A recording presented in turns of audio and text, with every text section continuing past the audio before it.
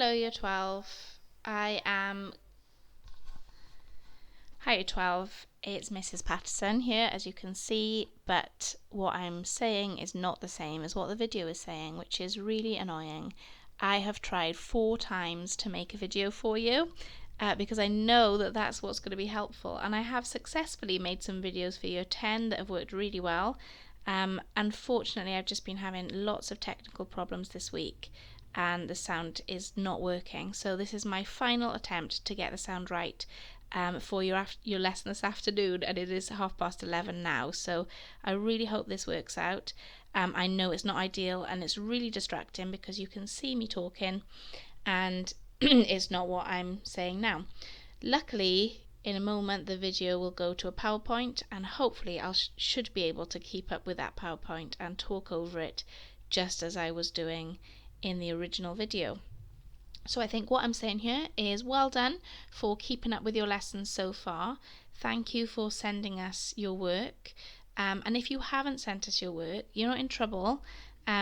We are chasing you up because we want to know that you're okay and that it's making sense and that you're getting the work. We really don't want you to fall behind. So if you are struggling and if you're finding it really difficult, either if that's just to get motivated or to technically to find the work and to do the work, then please let us know how we can help you. From now on I'm going to be doing these videos for every double lesson that we have, and I'm up for doing some Zoom calls or phone calls if that would be helpful as well. So it looks like I'm about to start the PowerPoint. So this video is a summary of your Nature of God unit. And what I'm hoping you can do is pause this video and make notes and check the notes of what you've done so far, and hopefully it'll get you up to date with this topic. So the Nature of God is the biggest unit. It's the first unit of paper. I went a bit wrong on this video, I can see. It's the first unit of paper 2 philosophy, year 2 philosophy, sorry.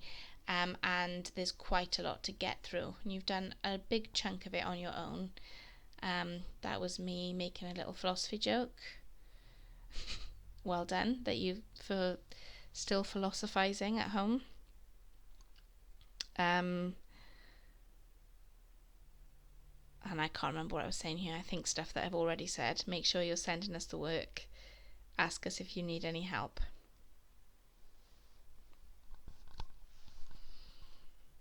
I'll just give you a minute to enjoy that joke.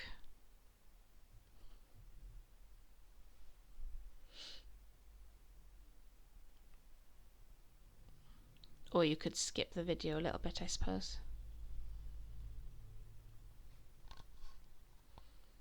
I promise you next week's video will be better than this.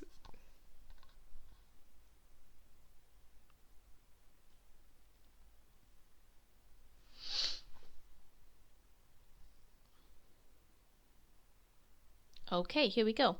So you should have a personal learning checklist with this syllabus, and you should be able to find the Nature of God in that. And it's got a little checklist with little tick boxes. So at home you could tick off the stuff that you've done, or you could use red, amber, green to show the stuff that you've understood really well and the stuff that you're stuck on. So the topics include omnipotence, which is about God's divine power, omniscience, which is about God's divine knowledge, and they're the 2 topics that I've set you work for so far. Then we need to look at God's omnibenevolence, which is about the goodness or the love of God, and the idea of God being eternal and how that fits in with free will. There we go. So I'm kind of going to change the order that we do stuff in, and that's why I've made the video at this point, because I think it's time to start tying some of these together. And you can't really look at eternity or omniscience without talking about eternity. So I'm going to leave omnibenevolence for now, and we'll come back to that another time.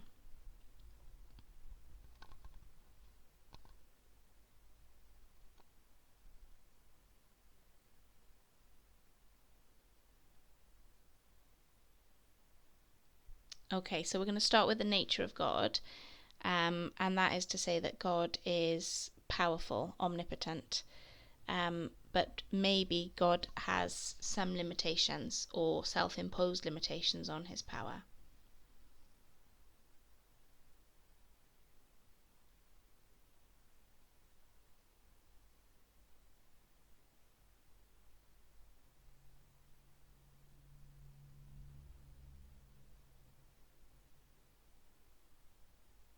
I don't know what I was talking about here.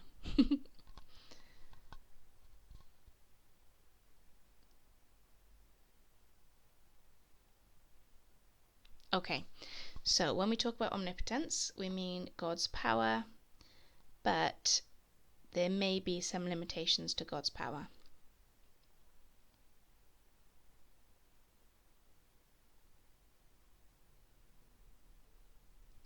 So we started this unit by looking at something called the omnipotence paradox, which is, it says, can God make a stone that's too heavy for God to lift? And of course, if God cannot make a stone that's too heavy for God to lift, then God is not omnipotent. And if God cannot lift the stone that he has created, then God is not omnipotent. And so this is really about trying to get us to think about there must be some things that God cannot do, and therefore can God really be called omnipotent? Most philosophers kind of don't really think there's much to that paradox, but it's quite a fun way to start the unit. So if we look at the Bible, there's lots of things there that talk about God being all-powerful and able to do all things. So the creation story talks about God speaking the world into existence. So God is able to create just by saying the word, let there be light, and there is light. In Jeremiah it says it is he who made the earth by his power. And then of course all through the Old Testament and New Testament there are stories of God creating miracles, and a miracle by definition is something that breaks the law of nature. So it's something impossible actually happening, and that suggests that God is able to do anything. And Jesus himself said to the rich young man, with God all things are possible. So this fits in with the Christian idea of God in the Bible, but also most religions' idea of God as being capable of doing all things. And maybe that's what omnipotence means. But from a philosophical point of view, there are three different ways of thinking about what omnipotence means.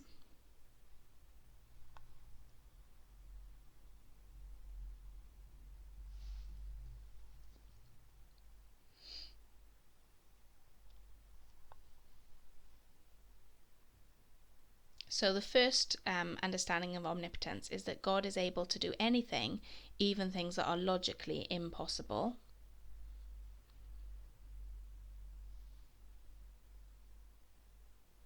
So God can literally do anything at all. The second understanding of omnipotence is that God is able to do what is logically possible for a perfect God to do. So God can't do everything, but God can do everything that's logically possible.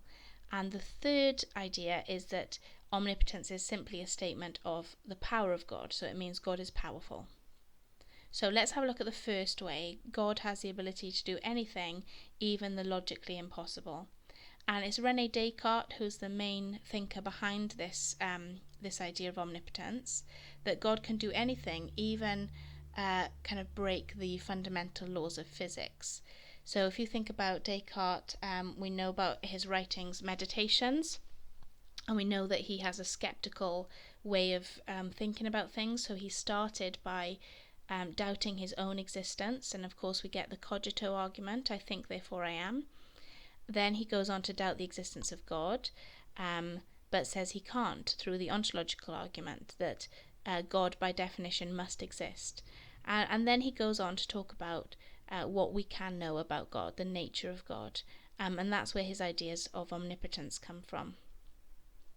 You may remember he also approaches things from a kind of mathematical point of view, and is interested in the laws of physics. So although for us 2 plus 2 will always equal 4, according to Descartes, God could make it so 2 plus 2 equals 5. For us, we could never make a square circle. It would either be a square or a circle by definition. God could make a square circle because God can change or break the fundamental laws of physics. And that's because God is outside of the physical world.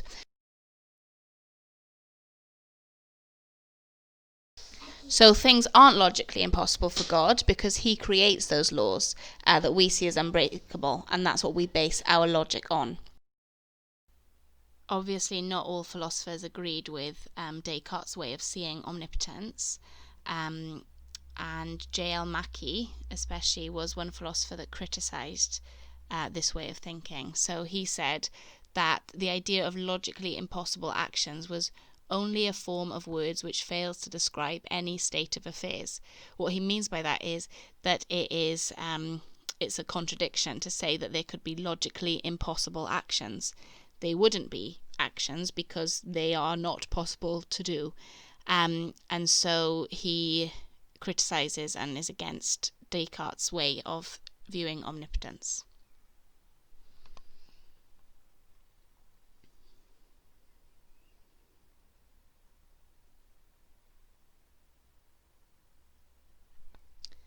Okay, so the second way of viewing omnipotence is to say that it refers to God's ability to do what is logically possible for a perfect God to do. So God can't do everything. God can only do what is logically possible, and what is logically possible for a perfect God to do. So that second half of the sentence is really important, and it might make you think about the ontological argument, where they talk about perfection being a predicate of God and existence being a predicate of God. So God must exist and must contain every perfection. And therefore, to say that something is logically possible means that God must also be able to do it. Thomas Aquinas is the philosopher who's kind of behind this way of viewing it. So what he says is that God's power is different from our power. We can't compare ourselves to God and say that God can do the things that humans can do. So God can do anything that is logically possible, and that means he really can do it. So we could say that it's logically possible for me to climb Mount Everest, for example, but that doesn't mean I actually have the power or the ability to climb Mount Everest in reality. We could say it's logically possible for me to become a world-class brain surgeon. Logically it's possible, but I probably couldn't and probably wouldn't. So it's not, I don't have the power to do that, even though it's logically possible. So to say that something's logically possible for God is also saying that he has the power to actually do it. And that's what omnipotence means in Aquinas' view.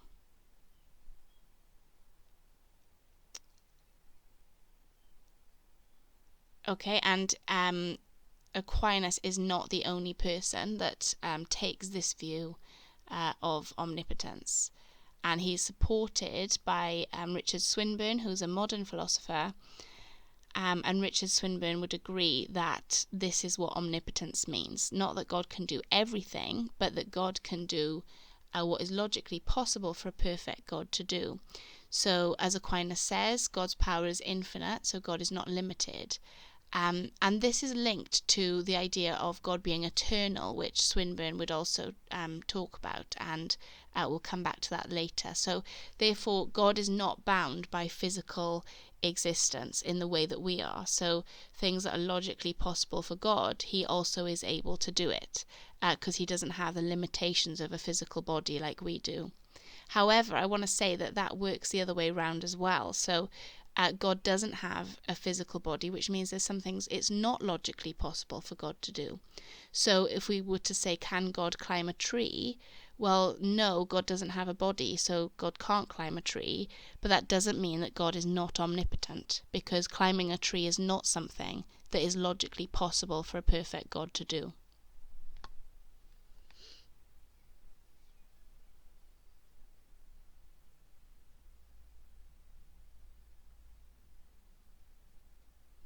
Okay, And so we move on then to the third way of thinking about God's omnipotence. And this is to say that it's just a statement of God's power. So it's kind of a word game. We don't mean God is all powerful and that God can do everything. We just mean God is very powerful. So Peter Geach looks at the Greek word for omnipotence. I can't remember what it is now, sorry. But what he says is that it's better described as almighty, that it's just a way of describing the power of God. It doesn't mean literally all powerful. And Alvin Plantinga says an interesting thing on this point as well, which is that God might choose to limit his own power in order to preserve free will. So God can do everything, but sometimes chooses not to in order to stay at a distance from us. So if you remember doing the problem of evil unit, we talked about epistemic distance, which is God distancing himself from humanity in order to give us a choice of what we should do for ourselves. So if God was all powerful and also acted on his power all the time, did everything, then actually that would be quite a controlling God, or a God that was very imposing, and so it wouldn't give much room for free will.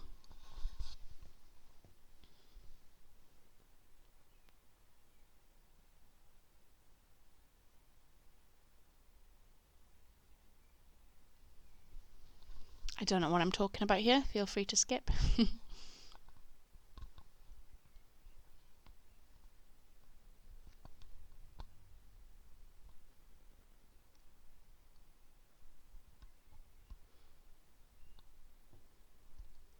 Okay, so that covers everything on the idea about God being omnipotent, and hopefully that helps with some of the stuff that you've looked at already. What I would suggest is that you pause here, you go over your notes and just see that you've got all of those sources from the Bible and quotes from philosophers, that you've got all of those scholars named in your notes. And if there's something you still don't understand, just note a question down to remember to email me. Okay, and then we'll move on to omniscience. So this is all about God's divine knowledge, and you have done some work on this as well. I've sent you some reading and some worksheets and some videos to look at on this. So hopefully this will be a little summary. So omniscience is about God's divine knowledge, and it's links to free will, and we're going to have a look at what Swinburne thinks about omniscience. We can think about Anselm, who said in his Proslogion, you are supremely perceptive. So this is a God who is a thinking God, a God who has knowledge, a God who knows all, according to Anselm. So what could we mean by omniscience? There's some really interesting things in the Bible, and I think this is a really interesting one to look at in Scripture, because there are things that I would say maybe are contradictory to this idea of omniscience. First of all, things that would back it up are things like the Psalms, which talk about God knowing how many hairs are on our head, God knowing how many grains of sand there are, how many stars there are. And things like this that say all your days were written before one of them came to pass. So God has a plan and has planned out people's lives before they happen. And that certainly does seem to be fitting with things that religious people might say about having a plan for their lives, or God having a purpose for them, or things like a calling, that God actually has planned out people's lives. But then on the other hand, we have stories like the one in Genesis 3, which is after the fall, when Adam and Eve have eaten the fruit from the forbidden tree. And they are ashamed, and as the story says that they hide. And then God comes into the garden and he's looking for them, and he says, "Where are you?" And that suggests that he doesn't know where they are. And then when he meets them, he says, "Did you eat from the tree?" And again, that suggests he doesn't already know.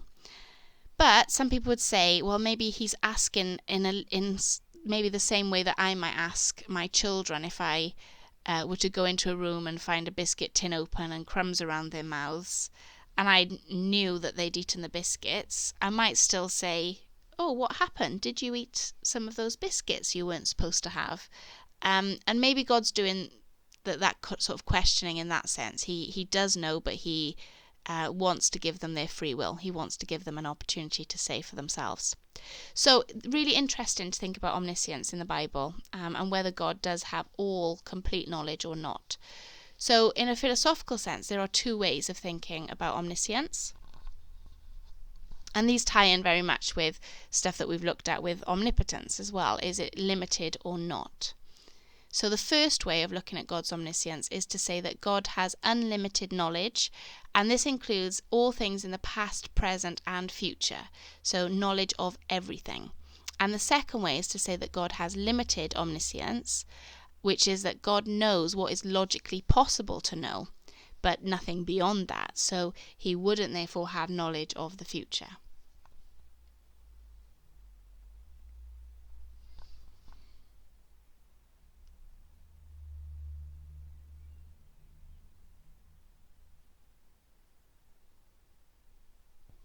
So just a little side note on omniscience is an interesting question from Thomas Aquinas, which is, how does God have knowledge? So God has all knowledge, but how? Because for humans, we get our knowledge from our senses. So the things that we see, touch, taste, hear, and smell, they help us to understand. They teach us things. We learn from our senses. It's called empirical evidence, remember? But God is not physical, so God's knowledge can't be the same as our knowledge.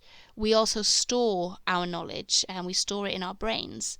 If God is not physical, then that's not how God stores his knowledge, and so God's knowledge must be different from ours.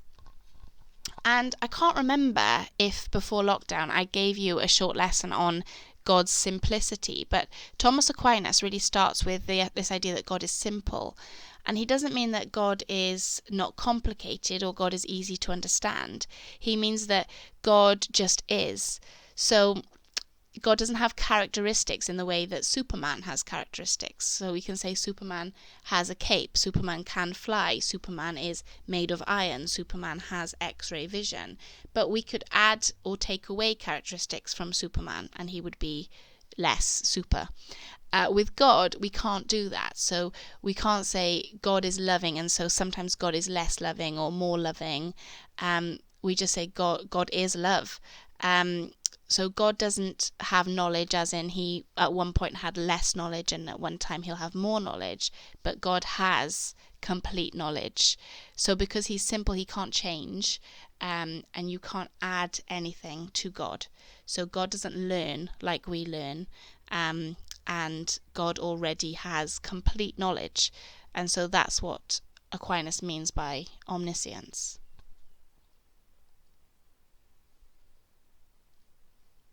So although we use our brains to acquire knowledge, so we use something physical to acquire knowledge, knowledge itself is abstract, it's not physical. And so because God is not physical, God can possess complete knowledge.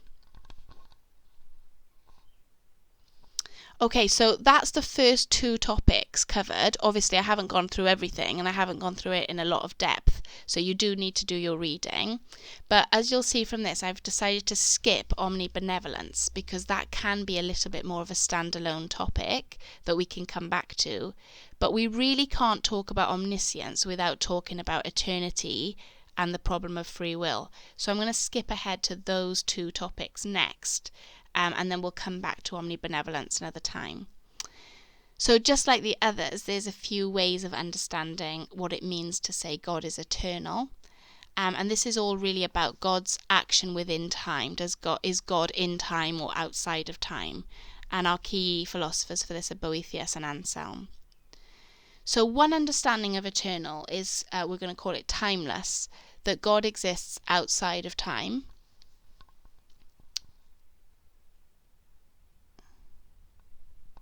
And the second one is that God is everlasting. So God has no beginning and no end. God exists forever, but time passes for God just as it passes for us.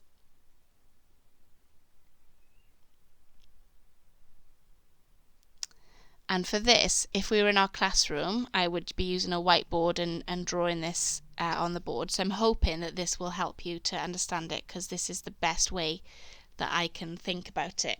So this line represents my lifetime, and it starts with my birth and ends with my death, and there we are now in the present moment. And for us, this is just how we work. Our time is linear. We grow older. We know that one day it will end. It has a starting point, it has an end point, and it has the present as well.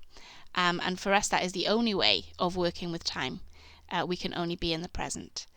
But if you take a timeless view of God, that positions God outside of that world, which is sort of represented by that green oval. So God is outside of that way of doing time, and therefore can look down and see those lines, but is not in them. So God can be there with that arrow there. He can be in the past, before my birth.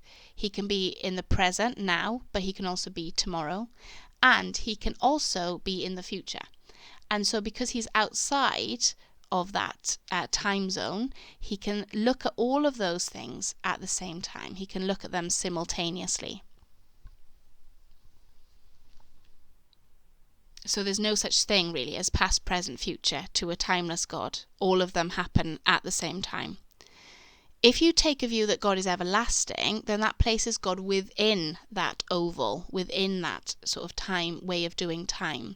So although God's timeline is much longer, in fact it's infinite, so it goes back all the way and it goes forward and it keeps going, it means that God can be in the past, so he can see before my birth and way before that too, and he can be in the present, but he can't be in tomorrow, because that is logically impossible for a God who is in the same time and who time passes for him as it does for us.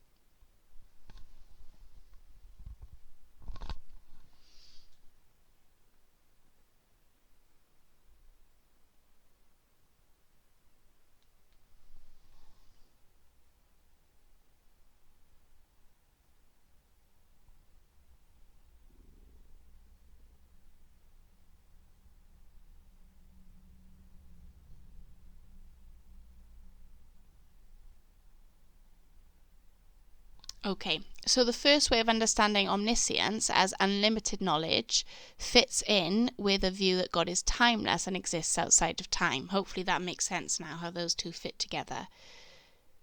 So if God is timeless, then God can see the future, and therefore God has complete unlimited knowledge of all things.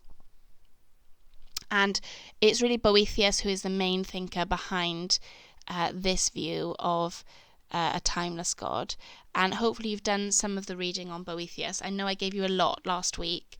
I would suggest that you try and dip into it a few times.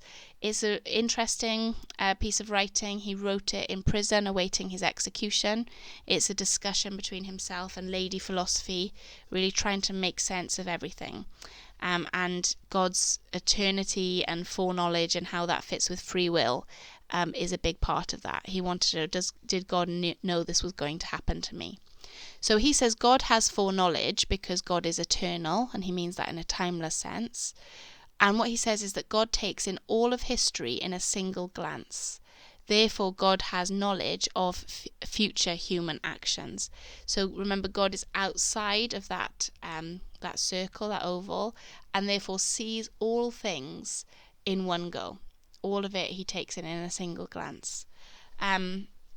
And so he knows what we're going to do because it's almost like it's already happened for him. There's no such thing as past, present, future for him. But he doesn't know these events in a particular time or order. So for us, we need to think about things like last week, yesterday, today, tomorrow, next week. That makes sense for us because it goes in that linear timeline that we are used to working with. But for God, if he sees all things because he's outside of time, then he doesn't need to think about it in the same way. So God sees all things as happening, not necessarily in any particular time or order, and therefore he knows the results of our free choices because they are simultaneously present for him. So one way that I think about this kind of view of eternity is by thinking about being on a road. So if I'm on the road and I'm driving or walking, then I can't see what's around the corner. And so thinking about a God that is within time, God would be on that road as well. But in Boethius's idea, God is he has a bird's eye view of that road, so he can see the turns and the wiggles and the bumps and all the things that might happen on that journey, and where the journey ends, where the road ends, but he sees them all in one go, not in order like we do.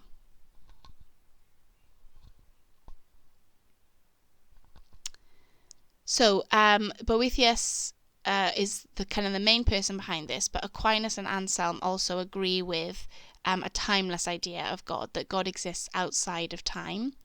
And Anselm's is called the 4D approach, and it is specified on the syllabus. And all he's saying by that is that God is not like us. Again, God exists in a different way to how we exist.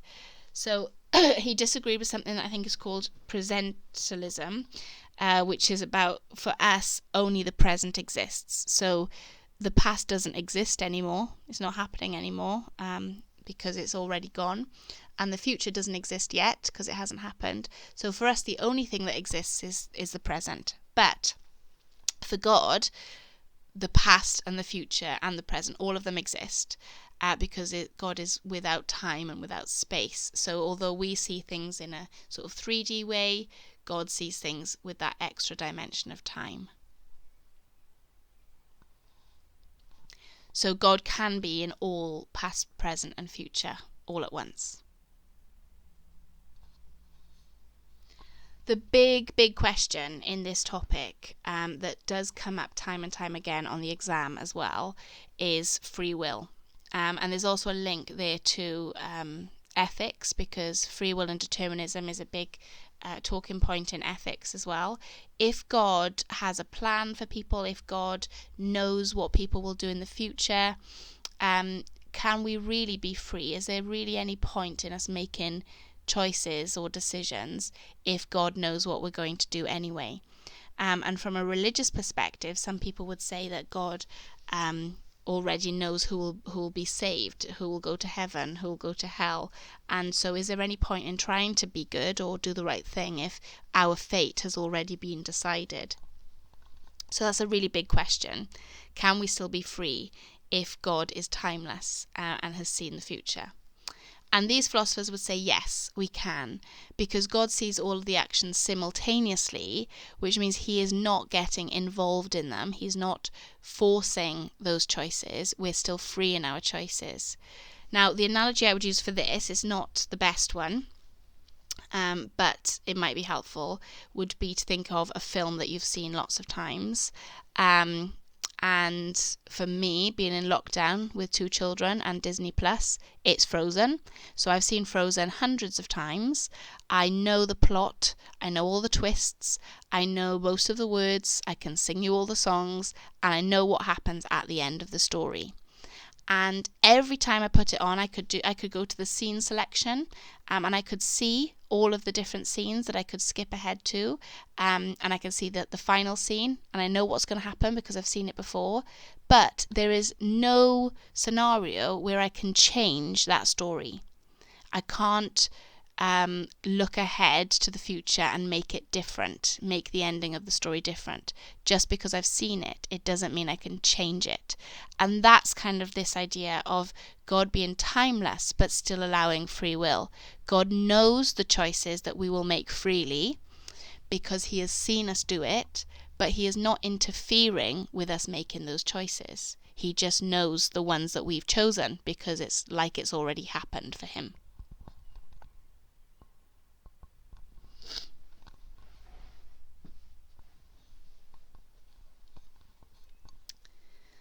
Okay, so the second idea of omniscience, limited omniscience, obviously fits with the second idea of eternal, which is everlasting. So God has no beginning and no end. God exists forever, but time passes for God just like it passes for us, and therefore God can't know what's logically impossible to know, the future, because it hasn't happened yet, not for him either. And Richard Swinburne is a really good person to look at for this view. He says that it is not logical to suggest that God is timeless, that God always existed and exists without end, but time does pass for God. And he said that the idea of events occurring simultaneously for God, you can't really make sense of that idea. How can, World War I be going on at the same time as the coronavirus pandemic?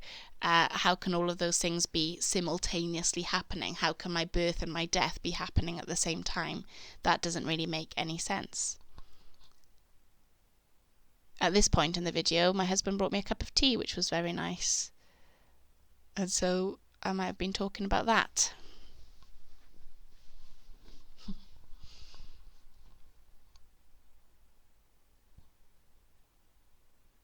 Okay, so one problem that Swinburne says is that if God is timeless and immutable, which means God can't change, then God's actually lifeless. What is God if God can't change? If God is outside of time? That doesn't really make sense in Swinburne's idea. He believed that God has to be changeable in order to have a relationship with humanity and respond to humanity. So Christians believe that God listens to prayers, that God answers prayers. They believe in revelation and religious experience. They believe that God can create miracles. And all of those things suggest that God must have some kind of relationship and response to humanity. And an everlasting God is more in keeping with the Bible, because we have stories in the Bible where people have a conversation with God, where God meets with them and talks to them. There are stories in the Bible even where God has a discussion with somebody that suggests that that person can change God's mind. And so a timeless God who's outside of time, who sees all events as simultaneously happening, wouldn't be able to have a conversation about what's going to happen in the future and have his mind changed on what he's going to do in the future, because even God acts within our time frame. And so for Richard Swinburne, an everlasting idea of God makes a lot more sense, especially if you're trying to use it to think about the God of the Bible.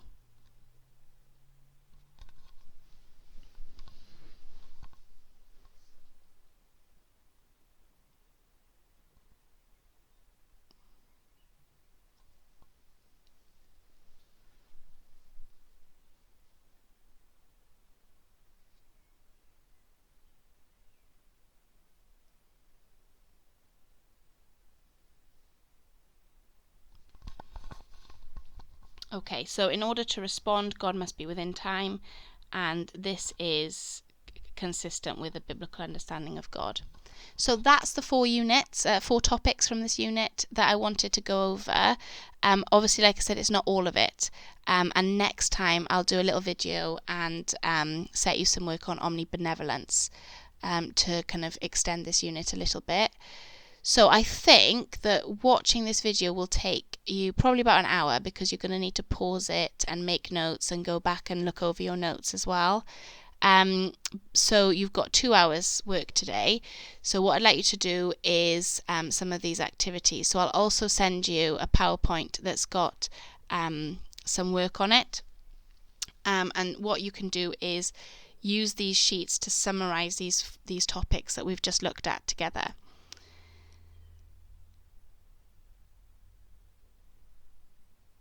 Okay, so here's a sheet. I think I might have given you some of these before lockdown, but it's just a good place to put all of those things you've learnt in one place. So obviously that one is power, so omnipotence.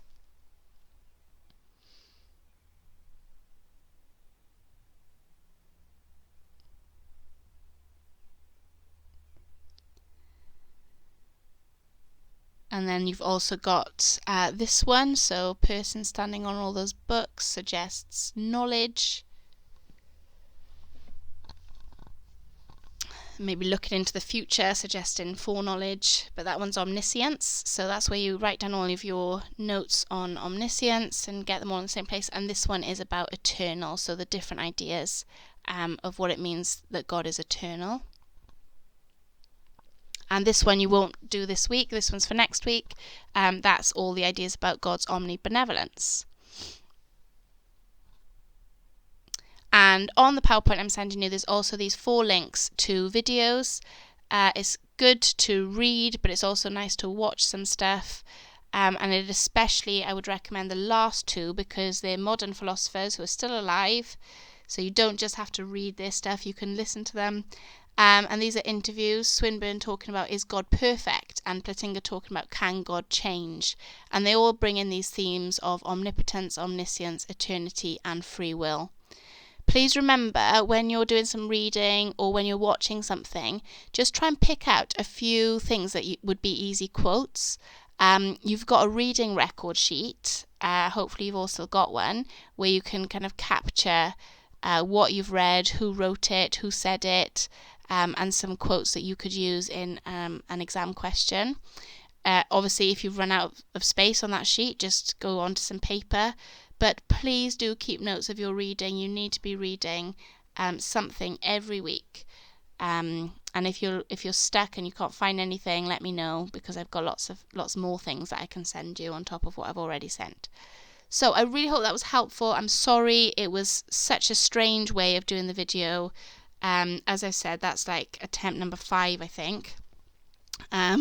So I will try and do a little bit better next time, but hopefully you've benefited from hearing my voice a little bit and seeing my tiny picture at the bottom, and please get in touch if there's anything else I can do for you. Take care. Bye bye.